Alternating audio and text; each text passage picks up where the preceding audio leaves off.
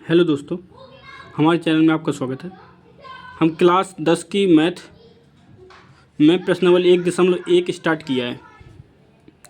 तो उसमें एक आईएमपी क्वेश्चन है, बहुत आईएमपी क्वेश्चन। तो उसमें एक क्वेश्चन कर रहे हैं कि व्याख्या कीजिए कि 7 गुणे 11 गुणे 13 प्लस 13 और 7 गुणे 6 गुणे 5 गुणे 4 गुणे 3 गुणे 2 गुणे 1 प्लस 5 भाज्य संख्याएं क्यों हैं। तो भाज्य संख्याएं पढ़ने से पहले आपको दो कॉन्सेप्ट पता होना चाहिए। एक भाज्य क्या होता है, एक अभाज्य क्या होता है। तो भाज्य संख्या उसे कहते हैं जिसके दो से अधिक गुणनखंड होते हैं, उसे भाज्य संख्या कहते हैं। और अभाज्य संख्या उसे कहते हैं जिसकी केवल और केवल दो गुणनखंड होते हैं, उसे अभाज्य संख्या कहते हैं। जैसे मान लो कि 3 है, 3 अभाज्य संख्या है। आपको क्यों है अभाज्य संख्या? क्योंकि 3 से कट सकता है और 1 का इसमें भाग जा सकता है। कि कोई भी एक तो ऐसा है कि कोई भी संख्या उसका तो गुणनखंड होता है 1 और उसमें 1 का भाग जाता है। तो इसीलिए इसमें 3 से कट जाएगा और 1 से कट जाएगा, तो इसके कितने गुणनखंड हो गए? 2 गुणनखंड हो गए। तो इसे क्या बोलते हैं? अभाज्य संख्याएं। और भाज्य क्या है? जैसे आप मान लो कि भाज्य संख्या 4 ले लो, 4 भाज्य है। क्यों? क्योंकि इसमें 2 का भी भाग जा रहा है और 1 का भी भाग जा रहा है और स्वयं 4 का भाग जा रहा है। तो कितने हुए? 1 2 3 गुणनखंड हो गए। तो इसे भाज्य संख्या कहते हैं। तो आपको ये सवाल दिया है, इस सवाल में देखना है कि भाज्य संख्या क्यों हैं, ये सिद्ध करना है, ये व्याख्या करना है आपको। तो एक देखो, इस पे संख्या देखो, संख्या 7 गुणे 11 गुणे 13 प्लस 13। पहले इसको ले लेते हैं फिर उसको ले लेते हैं, दो संख्या हैं। तो आप इसको देखो, इसमें देखो आप इन दोनों, एक संख्या इनका गुणा करेंगे, एक संख्या बनेगी और एक संख्या है प्लस में 13 दिया है। इन दोनों संख्याओं में क्या कॉमन है? हम देख रहे हैं कि इन दोनों संख्याओं में एक 13 ऐसी संख्या है ये दोनों में क्या मिल रही है? कॉमन मिल रही है। तो इसमें से हम क्या निकाल सकते हैं? कॉमन। 13 कॉमन निकाल लिया। तो यहाँ कितना बचा? 7 गुणे 11, 13 तो कॉमन निकल गया। तो यहाँ कितना बच जाएगा? 1 प्लस यहाँ 13 कॉमन निकला, तो यहाँ कितना बच जाएगा? 1। तो 13, 7 का गुणा 11 से किया, कितना हो गया? 11 7 77 होता है। प्लस में कितना? 1 है, तो 1 हो गया।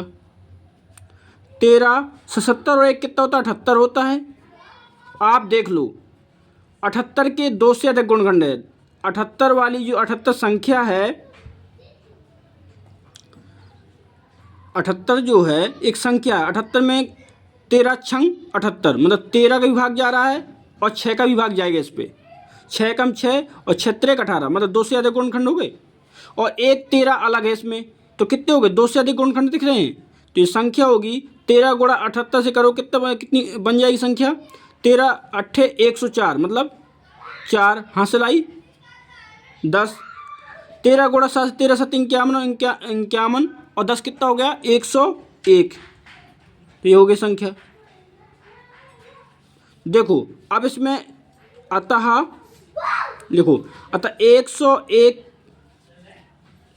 अतः 1014 संख्या के 2 से अधिक गुणनखंड हैं। इसलिए यह संख्या भाज्य है। हमें यही बताना था कि भाज्य क्यों है, क्योंकि इसके 2 से अधिक गुणनखंड हैं, इसलिए यह संख्या भाज्य है। इसी प्रकार आप उसको ले लो। इसी प्रकार संख्या 7 गुणे 6 गुणे 5 गुणे 4 गुणे 3 गुणे 2 गुणे 1 गुणे प्लस का 5, यही है। इसमें देखो एक इसको गुणा करके एक संख्या बनेगी, एक संख्या अलग से है जो जोड़ी है, प्लस में लिखी है। तो इनमें दोनों में क्या कॉमन है? 5 कॉमन है, तो 5 कॉमन बाहर आ जाएगा। इसमें भी 5 है, इसमें भी 5 है, 5 बाहर आ गया।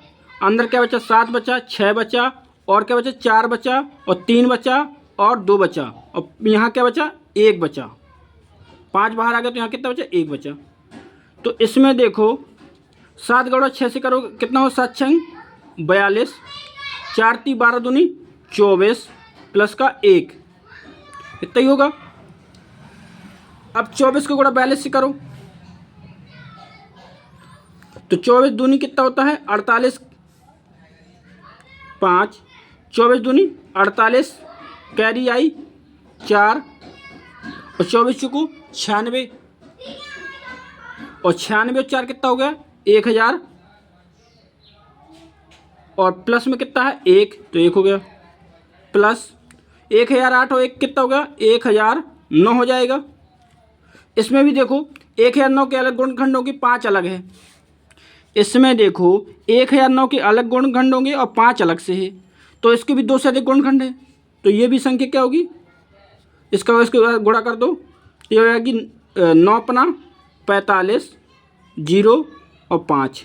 देखो 9 पना 45, फिर 5 का गुणा 0 से होगा तो 0 आ जाएगा, फिर 5 का गुणा 5 से हुआ। आपको ना बनता तो यहाँ करके देख लो, 9 गुणे 5 करोगे तो 9 पना 45, फिर 0, फिर 5 का गुणा 0 से 0 आया, 5 का गुणा 1 से तो 5, तो ये आएगा 50 45।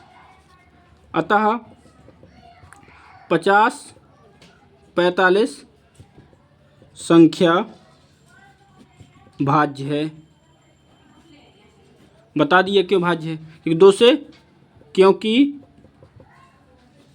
क्योंकि इसके 2 से अधिक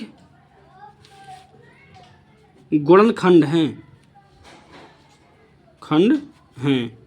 इसलिए क्या है? संख्या भाज्य है। बहुत आईएमपी क्वेश्चन है। इस क्वेश्चन को, और यही इसका तरीका है करने का। बेस्ट है, एक भी कोई नंबर नहीं काट सकते इस पर, जो हमने इसमें तरीका बताया इसका। बहुत बहुत धन्यवाद, थैंक यू।